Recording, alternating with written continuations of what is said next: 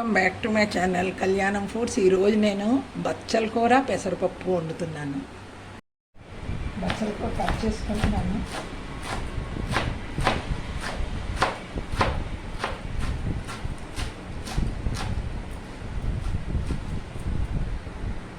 ఇంట్లో వేసుకొని ఉప్పు వేయకూడదు, ఉప్పు వేస్తే పప్పు ఉడకదు. ఉల్లిపాయలు వేసుకుంటున్నాను. పసుపు వేసుకొని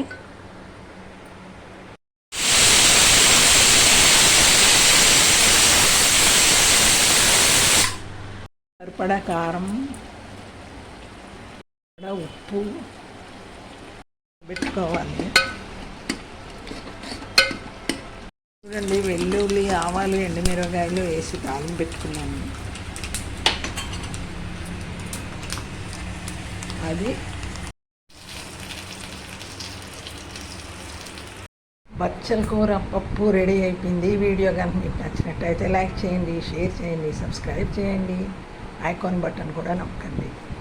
మీరు తప్పకుండా చేయండి. నమస్తే.